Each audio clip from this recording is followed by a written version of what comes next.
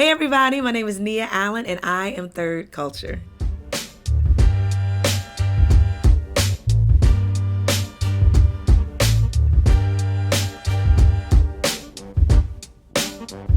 What's up, everybody? Welcome back. This is the I Am Third Culture podcast. We have a very special guest this week, Miss Nia Allen. Hey everybody. Yeah, so we're gonna get into it with her and see what's going on. So, Miss Nia Allen, Thank you for being here. Thank you for having me. Awesome having you here. Yes. Been a fan of your music and your gift for many years. Enjoyed collaborating with you on a couple of our projects and stuff that you've been a part of. So, but I would love to, the Third Culture experience starts, from birth, really, of just learning how to adapt to your environments, learning how to figure the world out, staying curious, figuring out who you are in this world. So maybe just a little bit, like, what was your childhood like? I was like, which part now? Columbus, Ohio. I grew up in Columbus, Ohio. My parents are still there. Most of my family's there. Okay. Grew up in a predominantly, both my parents were in the household. They were worship directors of a church. I went to a predominantly African-American Baptist church. That's where I grew up. My grandfather was a pastor of a Baptist church, so I'm hardcore Baptist. Yeah, you didn't have a choice in this. No, right. Right. I grew up in a musical family. My grandfather was a pastor, so yeah, just grew up just a part of ministry. I mean, my parents never forced it on me, but it was something I caught. It was always around me. Yeah. My mom had a singing group, so it was just something that, I was always around it. And so, they never forced me, but it was something that I just kind of adapted to. And just, so what age do you feel like, I really like this? And I want to do it professionally? Or just like, I don't know, like this is serious to me. Yeah. Honestly, I guess there could be phases to that too. Yeah, I've been singing, like my grandfather he made me. Every time I went to his church, he was like, get your solo ready because you're going to sing. So I've been singing since I was like 5 years old. Wow. But I would say just growing up singing in the choir, leading songs. So it was just fun early on. It was fun early on, and then I would say maybe about high school. Okay. I was like, oh, you can actually do this for a living. And my dad, he's a musician, and he's also an educator. And so he knew about Berklee College of Music, and he was like, Nia, I think you need to go check out, they have a summer performance program. He's like, I think you need to go check it out. And so that was my exposure, to Berklee and just being around other people, other students. What age was this? I was like 17. Okay. And so they let me go to Boston from Ohio. Wow. We drove to Boston, and I was there the entire summer, so like 2 or 3 months. And yeah, once I got back from that summer program, that's when I knew this is what I want to do. Okay. I was like, oh, you can actually do this. People do this and make a living doing this. And so once I got back from that summer program, I was like, this is what I want to do. I was very confident. Yeah. Oh, that's interesting. Okay, so like with that, like, because I know it's hard being a kid, like figuring out who you are, figuring out what you want to do. And then also, once you do figure out what you want to do, sometimes it's intimidating knowing that there's other people that are just as gifted, if not more gifted than you are. So when you went there, that was your first experience away from home for an extended period of time? Yeah. Was there a culture shock in that? Yeah, honestly, Berklee gave me just a global perspective. Okay. There were people there from even the summer program, there were high school students there from all over the world. People from Australia, my roommate, she was from Puerto Rico, so I got a chance to engage with and interact with people and create music with people from all over the world. So I feel like that was my first introduction to just a global perspective of music and how music serves to, just as a unifying factor amongst people, and it's what brings us together across denomination, across race and culture, and so that was Berklee was my first experience to that, wow, music is very powerful. Yeah. So when, so you got back from there and then you decided like you want to go to college. I applied. I think that was I may have applied to 2 other schools just for the sake of it, but that's where I really wanted to go. Gotcha. I wanted to go. Yeah. Okay, so now you're at Berklee. Yeah. You're 18. Yeah. 18. What did you study there? Music education. Music education? My dad made me. I didn't want to. I tried to get out of it. He's trying to make sure you get a job. Oh, Lord, yes. He was like, no, you're doing education. So I was like, okay. Yeah. So, yes. Gotcha. It was 4 years, 4-year program. So, in that, like, do you feel like, how did it help form who you are today, musically, I guess, and even just in general as a person, because these are very formative years. Yeah. The college, man, it's really hard. Yeah. To assimilate into the world. Yeah, I think Berkeley kind of drew the best of the best within music. And sure. so being exposed to that and being around it all the time, it was just a constant. I didn't think it was that competitive. I just felt like it was like I was always inspired. I was just always inspired to do better. Like, man, they're That's killing good. over there. They're, what I'm saying? Yeah. It was, if anything, it was a time where I grew just inspired by being around so many talented people from all over the world. We got a chance. I was a part of an ensemble where we traveled even as college students. They took us. We went to Spain. We went to Italy. Wow. We went to Switzerland. So we got exposed to a lot. We got a chance to travel with our classmates. So just that exposure and inspiration, those were really, like you said, they're formative years, but they were some of the most inspiring years of my life. And I still have great relationships with those people to this day. That's so great. Berkeley was just like a special time. Have you been back? I haven't, not since No? they built, and I heard it's really, really nice. I've seen pictures online. They've like redone it. Everything is like remodeled, and it's really like, state of the art. I need to go back. Yeah. I need to. I want to go back. Yeah. Well, that's really interesting because I know like I haven't been back to my my college, and I hear it's grown so much, but it's like it's such a big piece of who you become. Yeah. And it'd be interesting to go back, and so you get to keep in touch with some friends that you went to school there. Actually, and I live in California right now, and it's been a full circle moment. A lot of people that I was actually in school with at 18 and 19 years old, we've been able to reconnect since I moved to California. So it's been like a full circle moment. So yeah, I still keep in contact with them. That's great. Yeah. So through post Berkeley, you're graduating, you're getting your diploma. Yeah. Where do you thinking is next for you? I had no idea. You had no idea. Typical college student, I was right? like, what now what? Now what do we do? And so, of course, my mother, you can always come back home. And so I moved back home. I went to Ohio for 3 years. And my parents were the worship directors over the church. Okay. And so I just got plugged in, started kind of just getting, helping with the youth at my church. Singing in the choir, just working within the music ministry at our church. And honestly, one time, I loved music, but as far as leading worship, that was my first introduction. It was something I got kind of pushed into. My mom, she was a worship leader, and she lost her voice, and there were 2 services. And after the first service, she came to me hoarse and was just like, Nia, I need you to lead worship for the second service. And with tears in my eyes, I was like, I don't do, that's not what I do. And she was like, Nia, I need you to, I don't have anybody else to do it. And I was like, I don't know how to do it. So I go to her office, I close the door, and I cry. And I say, Lord, I don't know what I'm doing. I need you to help me. And the song was Lord, You Are Good by Israel. And I'm like, that song will always have a special significance in my heart. Does it like trigger pain for you? No, it honestly... Start crying and like shaking. Tears, right? I was nervous, but it's so weird because it's like sometimes you don't know what you can do until you're actually forced or put in that circumstance until you have to do it. Right. And I had never done it. I'd always just sung in the choir, but actually leading worship and kind of facilitating that worship experience.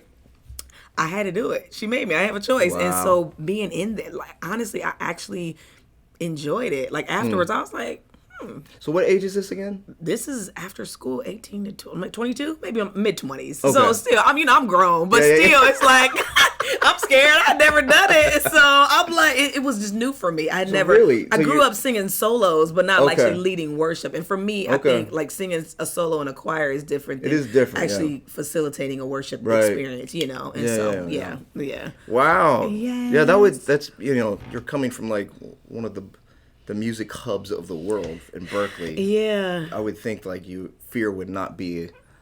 Trust me, it was still there. I mean, I did more like solos at Berkeley. I never led worship. Okay. Now I think about it, I did. No, Wow. that just wasn't a part of it. I mean, we took like jazz classes, blues. Okay. We did all kinds. I was in gospel choir and led songs there, but not actually leading worship. So, Okay. yeah.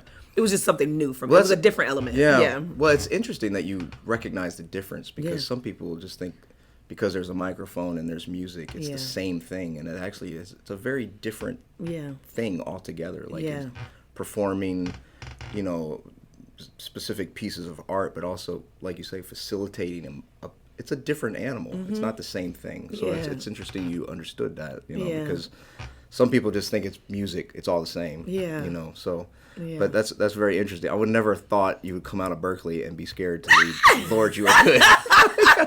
Like, well, I was terrified. I just didn't know because I had never done it.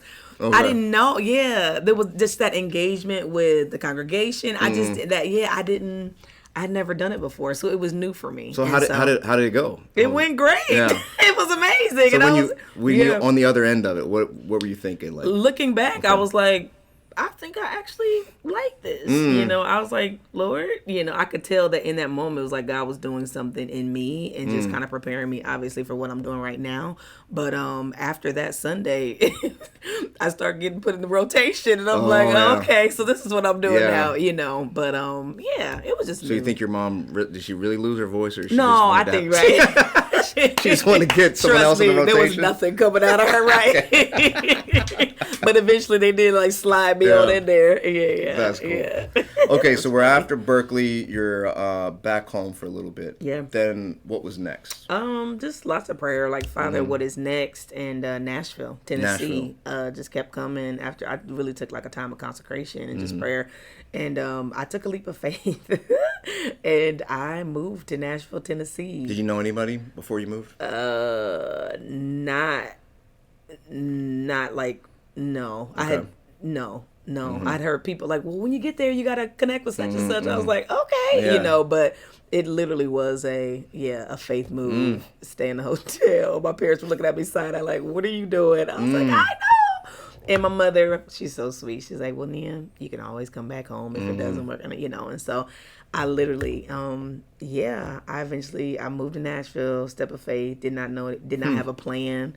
And I stayed in a hotel, Hampton Inn on West End Avenue. And but I got plugged into a church. There was a church that I didn't know about, Born Again. I went to Born Again Church. And so I started serving in that church. And that's, you know, you start, when you get plugged into a church, you start building relationships, meeting people.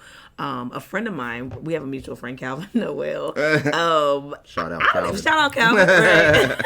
I don't know how.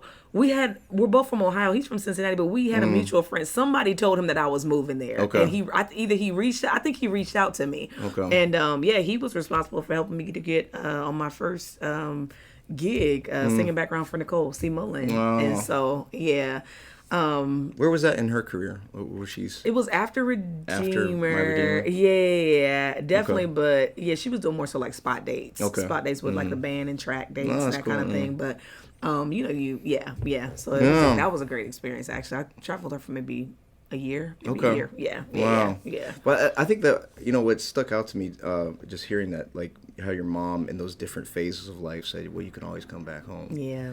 And I think it's beautiful because I also feel like that, you know, in a deeper sense, you know, I think when you have that sense with the Father, it's like there's safety at home. It doesn't make you stay home, and actually empowers you to be courageous. Yeah. To take your steps. You always knew, hey, I'm going to go after my dream. Yeah. But I know that there's safety there. I think it's a beautiful thing, man. Yeah. It's really powerful, actually. Yeah. Okay, so you're in Nashville, and how long were you in Nashville? 9 years. 9 years? Yeah. So I sung background with Nicole, but then also like within my first 2 years there, Women of Faith, it was a conference I had never heard about. And so I started traveling with them. Auditioned Calvin. He told me about it. It was a closed audition. They were like, they're holding auditions and they're looking for worship leaders. Right. I know. I'm like, I owe him. Trust me. I'm like, right. And so I went to the audition and I got it. And Women of Faith. Yeah. And I had never heard of it before moving to Nashville, Tennessee. They were doing there were arenas, right? There's a big like 10,000 women, 35 dates a year. So that would you know, imagine going from So we were traveling like every other weekend. Yeah. So there's some culture shock going on, right? Because just Nashville in itself is a different animal from like Columbus, Ohio. Yeah. Right? So how are you navigating that? How is it? Is it difficult? Was it uncomfortable? Growing up, you know, I grew up predominantly African American, Baptist, just straight Black Baptist. Okay.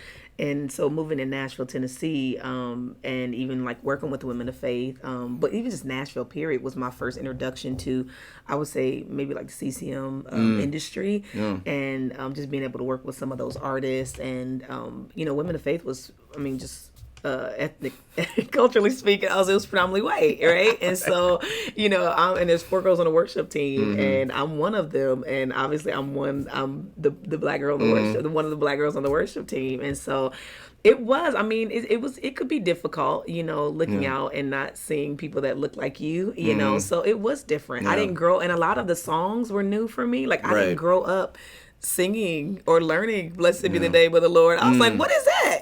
So I had to learn. It was a time of learning and growing, and trying to push past those. Not discomfort, but you're trying to get adjusted. Sure it is. Yeah. So it was a culture shock for me. I mean, it was a culture shock. It was a culture shock. That's very indicative though of the third culture process, because like it starts in discomfort, right? You feel that you're the outsider, right? But then, like you say, now you have to go through, there's a progress of learning. Like you have to learn how to connect. You have to learn how to engage. And in order to be a part or to function in that new thing. And that's not always comfortable. It's not. It's very uncomfortable. So you have to kind of be intentional about stepping outside of yourself and your comfort zone and like taking that step. And it's a sacrifice. Because think of what happens if you choose not to. You don't stay. You stay the same. And I think that whole third culture mentality, that's how you discover the world. That's how you discover who you are, and that's how you become more of who you are in that process, which I think is so powerful. So so you're traveling the nation singing all these white songs. No, I'm just kidding. It's like I'm trying to be politically correct, right? Yeah, right. I hear you. No, it's all good. So how did you transition out of that? Like, so at the end of every year, maybe a couple months before the end of the season, they would always ask us, you gonna come back next year? You gonna renew your contract? And after 3 years, that last year, I just really sensed that season had ended. And I was like, I don't know what I'm doing next. But school. I went to school. I went to Vanderbilt University, I got my MDiv. But honestly, when I told them no, I did not have a plan. I just knew, you just know timing and seasons. And it was great. And what's funny is, if you leave a place well and you have a great relationship with them, like I did that for 3 years. But it's funny, when I moved to California, they had a farewell tour and they invited me to come and be a part of it. You know what I'm saying? So it's just like, I think I know it's very crucial that you just maintain great relationships with people, good. And so when I told them no, I was like, I love you guys, but I just really sense that this, for right now, that timing is time for me to move on and do something else. And that's when I went to school. I went to Vanderbilt. It was a 3-year program. Right there in Nashville? Yeah, in Nashville. Okay. Yeah. But then that's when I started. I went to school, but then I got connected with Cece, because she lived in Nashville. And so I was simultaneously singing background with her, but also doing my studies at Vanderbilt University. So Cece's was one of your influences, right? Absolutely. Yeah. So how did you make the connection? Church. We went to the same church. Okay, same church. Yeah. And then just kind of organically happened out of that? I think one of her singers, either they stopped, somehow I got a call, or somebody they told her my name, and I think we had known of one another for a while before I start traveling with her. I would see her at church from time to time, and I believe she used to do a youth conference called Always Sisters Forever Brothers, and I believe I did that with Nicole. We just kept running into each other. Like when I was singing background for Nicole, I think I did background for a conference there, so we just kept running into each other. And then, once Women of Faith ended, one of the spots opened up and my name came and they were like, hey, you want to do alto? And I was like, absolutely. Yeah. So, how was that experience then? Because that's got to be almost surreal in some ways, right? It's a great opportunity, but it's also like, wow, I've listened to her and she's influenced me. So, I was about to say life changing. I'd say, if anything, it's something like when you grow up listening to somebody and from afar, and then up close, you always wonder, like, okay, are they the real deal? But she is, and so it was inspiring just to see that, she is truly aiming to live out what it is that she sings about, and so But no, trust, I was a fan. I'm like singing behind her, like, oh my God, that's CC. Like, oh my Lord. But no, seriously, I grew up listening to her. But one thing about her is she's always kind of like, okay, I love you, but don't like give glory to God. Like, do not. She's not big on the whole like God first. You know what I'm saying? So there was never this, she always just kept everything in perspective, like, we're here to worship God. And so that was the standard. That was the, so that had to be my mindset. But no, it was life changing. I learned a lot, just so many lessons. Just you learn by observation as well, and just being able to have conversations with people and that kind of thing. So and that's so refreshing too, because like I'm sure you've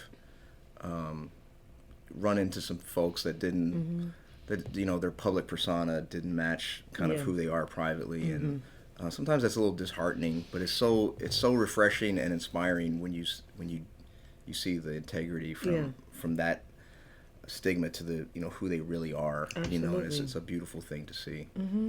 So you're traveling with Cece, and then is this simultaneously with the Vanderbilt thing? Yeah, it was 3 years. It was 3 year MDiv's program. a big old horse, man. That's a.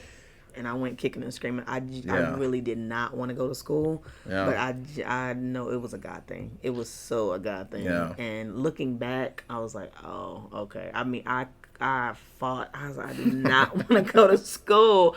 But looking back, I mean, for me, my personal experience with Vandy, it taught me to have conversations with people that I don't agree with. Theologically, we would have great conversations. Yeah. And it taught me how to listen to people that we don't agree, but I love you and we can have a conversation about it. It just broadened my perspective. I feel like it was great preparation for ministry, because that's what ministry, it's like we're not going to agree about everything, but I can sit and have a conversation with you, and I can love you just because I don't agree with what you believe, just because we don't interpret scripture the same way. I can still have a conversation with you and explore and just ask questions. So good. So that was my experience. Look, and God just taught me how to love people right where they are. Yeah. And just grace and more grace, because we need it. We all need it. Trust, I need it. But just grace. God is gracious. Well, that's a lot of wisdom. I mean, because you can. It's very easy to get into those. People call them, even now that they call them like echo chambers, of where you just hear. You only want to be in spaces that think the same way you do, or believe the same things that you do, whether it's political, whether it's theological, whatever it is. But that doesn't make you more. No, and it just makes you the same. Yeah. But when that third culture again, that mentality to get in places of discomfort and learn more of the world and become more of who you are, it's an enriching experience. Absolutely. If you allow it. If you allow it, And you have to be you have to commit to that process, because it is a process. Yeah. It's not easy and it's not always fun, but it's extremely rewarding. Yeah. And most of the rewarding things of life come with great sacrifice and great price. It doesn't come out of comfort. Or else everyone would be successful. Right. Right. Right. So, but that, because it's very easy to you don't believe this, then I don't want to be a part of this. I want to go over here where they tell me what I already believe. Right.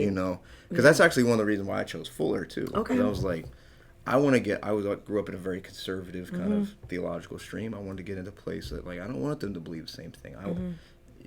I need to know more about the world. I need to know more about my own faith even. Yeah. Because sometimes you don't really know what you believe until you've challenged what you believe. Absolutely. So that's a lot of wisdom there. It stretches you. It stretches you to think, because I was like, a lot of the conversations that would come up, I was like, oh, I never would have thought of it like that. You're wrong, but you're right. You're not right, but interesting. Interesting. Yeah. But no, I think that's so silly.